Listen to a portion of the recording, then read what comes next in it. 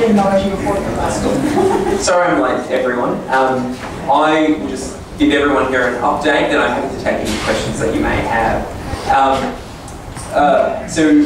Thanks to the work of Vignetta and the Lord Mayor and others, we now know that the Transport Minister will actually come and express to you her explanation for this route.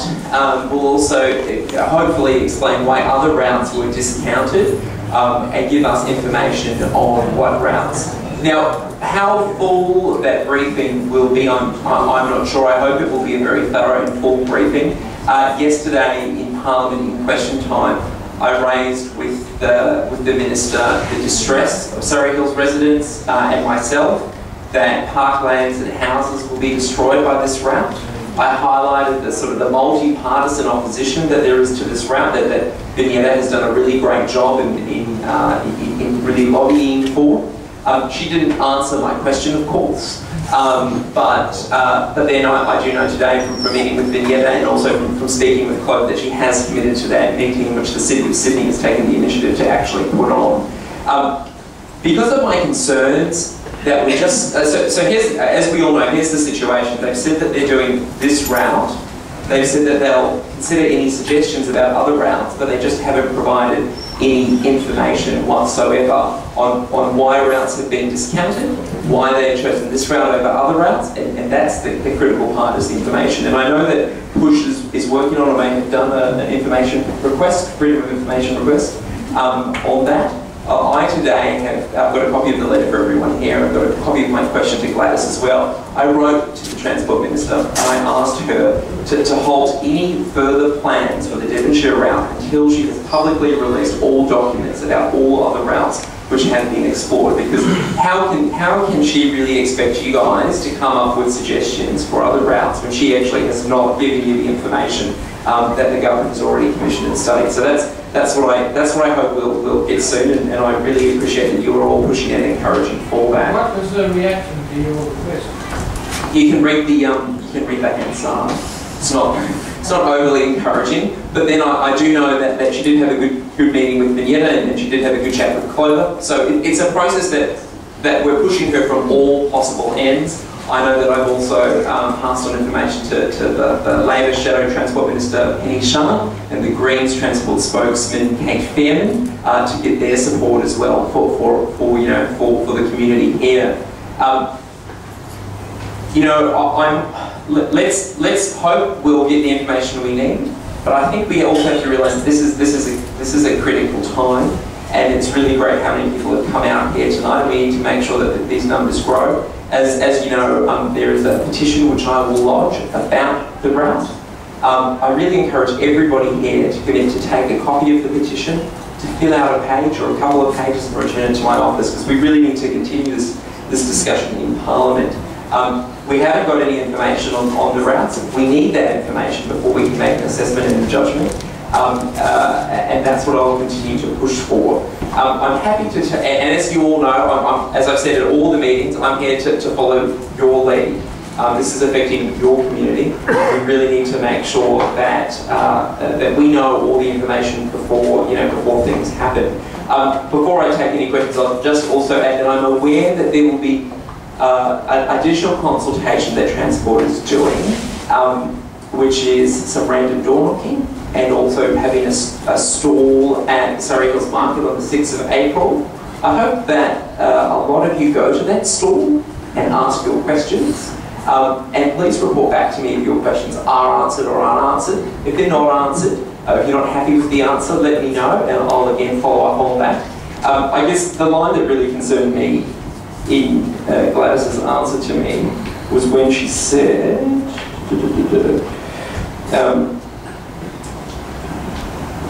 once plans are confirmed, we will ensure that all affected parties are advised.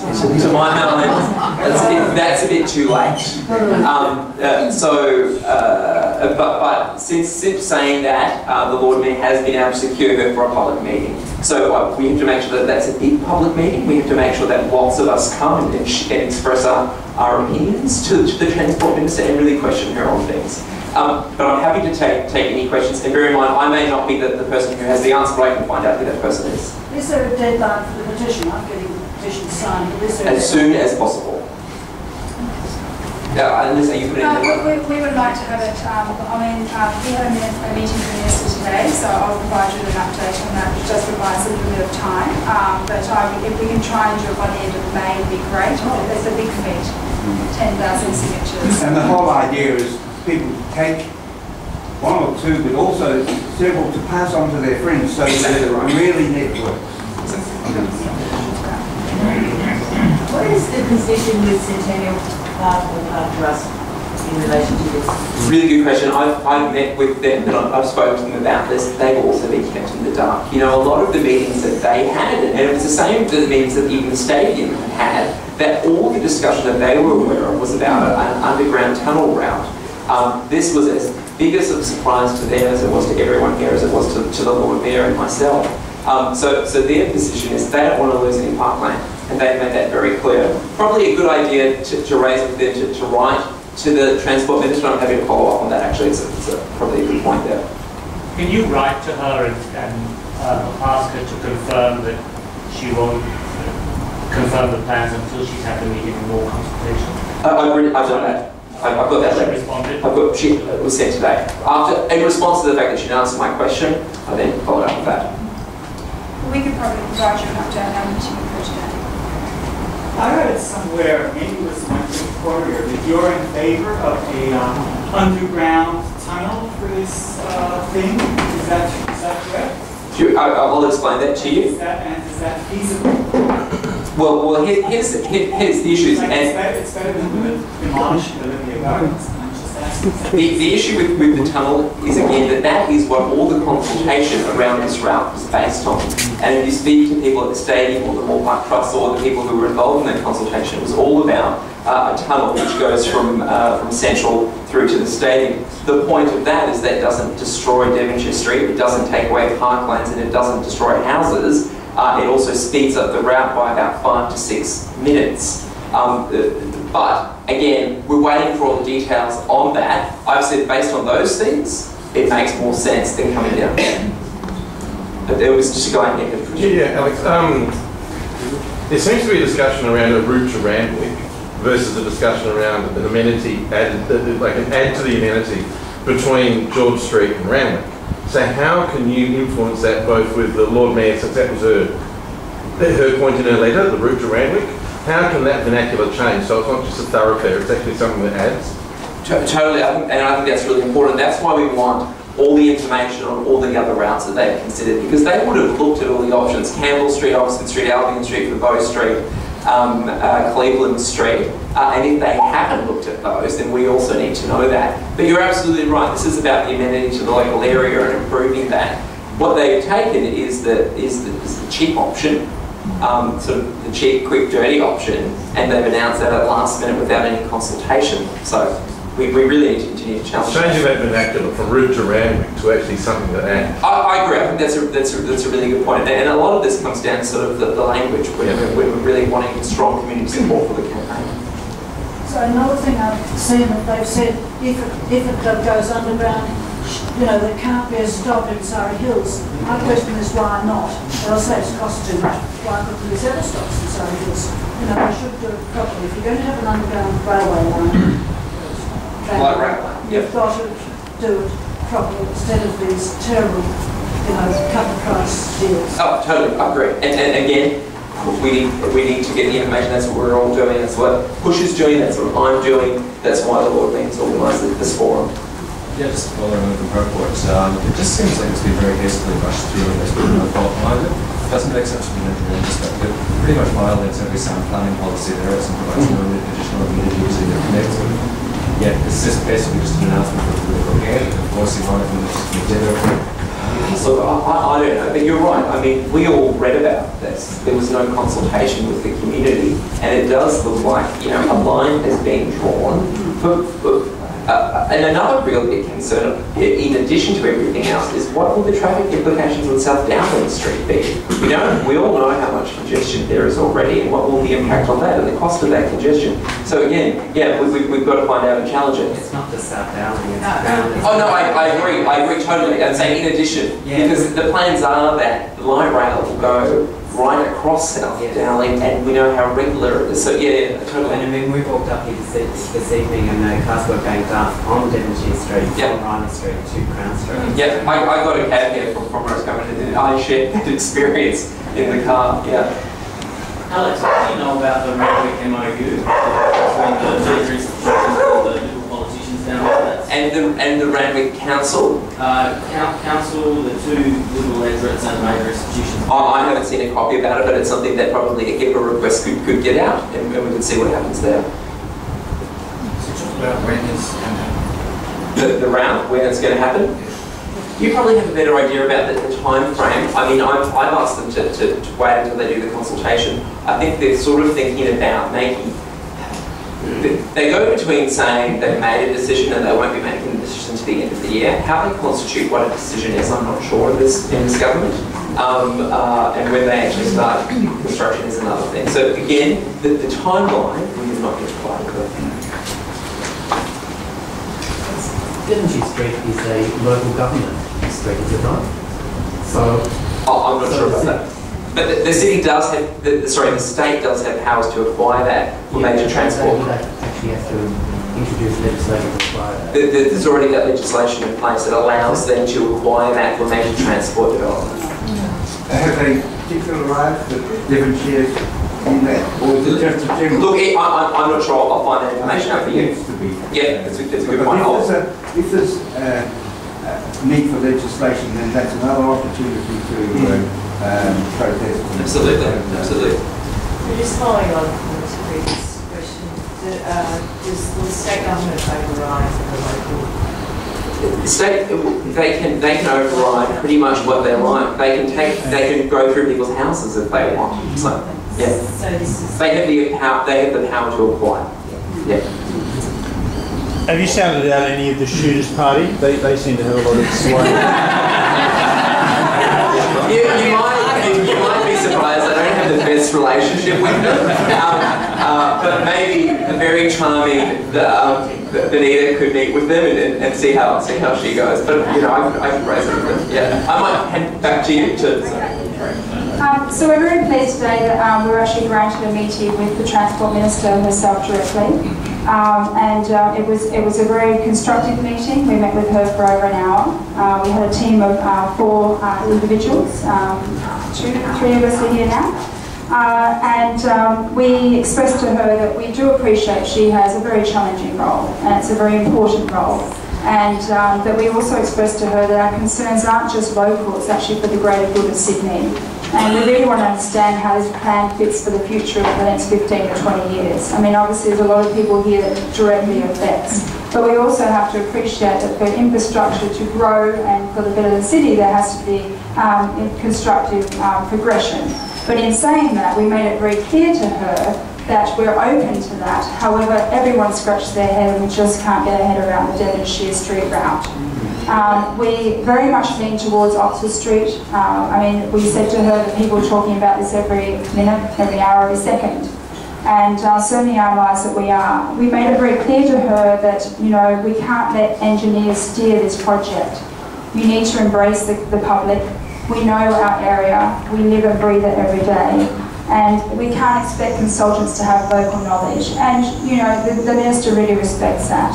And I know it's very hard for us to appreciate that at this stage. They've acknowledged that, they explained to us it's very difficult to know when to come to market about different information. And do you come with a sketch or do you come with hard facts? And so they've acknowledged that they haven't necessarily gone around this the right way. And as a result of that, we now have direct dialogue with them. They've now said that they will directly consult with Push, and they've even put that in motion. We've had 4 conversations since that meeting this afternoon. So we really do trust that, so that's a great thing. We talked about a lot of the concerns. We talked about the potential routes.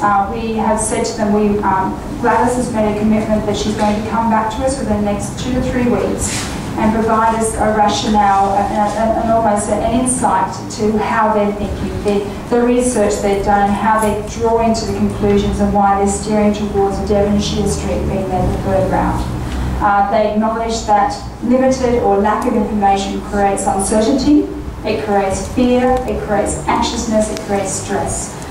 She can't take back what's happened, but she acknowledges that, and genuinely, I think, is not very happy about the state that we're all in. But the great news is we do now have direct dialogue. She is now going to provide some insight as to how they're drawing their conclusions. We've also made it known that we're also going to challenge those conclusions. So there's a few fold that we need to address today. It's very clear the government is well and truly way down the line. They've been thinking of working on this for at least 3+ years. We also got some insight that, for whatever reason, the City Council's also been involved in this for 18 months and aware of Devonshire Street. So, and why this is a discovery, I don't know, but I need to put that on the table. That's not true. I'm from the Lord Mayor's office, no? Okay. And I can confirm what Alex said. All of the early information was talking about most likely a tunnel underneath Surry.Hills. Okay. And when the report was released last December that had a line along Devonshire Street, we were even having conversations about that stage. Did it mean on the surface or did it mean underground? So if the Minister has told that to you, I don't think that it's true. Okay, all right, great. So let's just clarify that then. So what's most important is that they are very much thinking about the Devonshire Street route. They're going to come and show their justifications. We asked them lots of pertinent questions about Oxford Street, and we do believe there's an opportunity to challenge them. So Push is going to put a team together. We're going to challenge all the information we can find.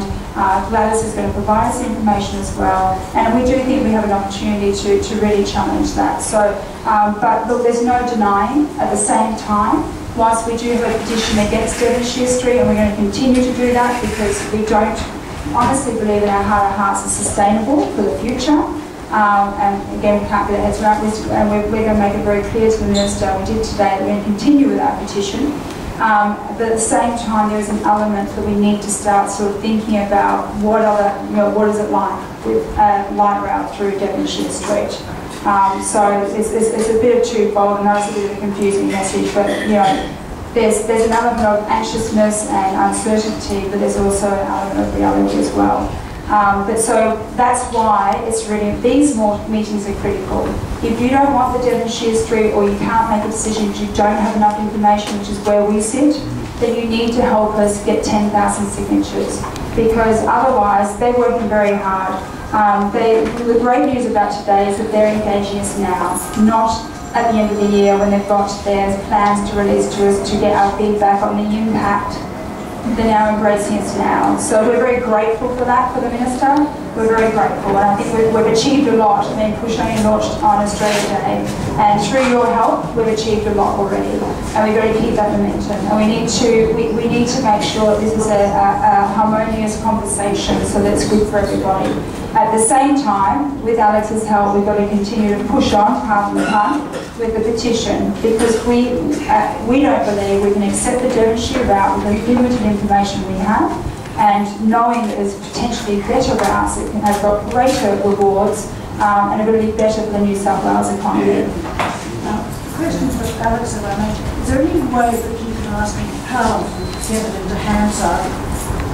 They're particularly saying that they will stop work on it for the time being, until we've had a public meeting. Is there any way that you could get it to the left? I've written to her today on that basis. I can certainly, we've got 3 days of Parliament. I can see if I can get her to say that. Gladys is a crafty politician, and I can see what I can do. But yeah, I think we need that commitment, and it may be that I'll continue to push and do that, and in the dialogue as well. That could be a commitment that Push could have with them. It seems that now Gladys is wanting to engage with the community, so it may be that a good approach is that that Benita can have a one-on-one conversation, or Push can have a conversation with the Minister's office. then I can sort of go hard at her as well. So we've got two-pronged approach with that. That might be appropriate. But I might just reinforce on what Vinny is saying about sort of not Devonshire versus them saying we've got Devonshire. We need to make sure we have a very strong community campaign opposing the ground, because we know the destruction that will cause. If the government ignores that, and I hope that they won't, because I know the strength of the Surry.Hills community, but if the government ignores that, then there are some very big questions for the community, which are around, does it go through Olivia Gardens, or does it go down Parkland Knolls? Where will the stops be? If they take away parkland, where will that parkland go? So we need to make sure we've got a strong campaign, but then there may come a point, hopefully it won't, but we've got some tough questions to answer.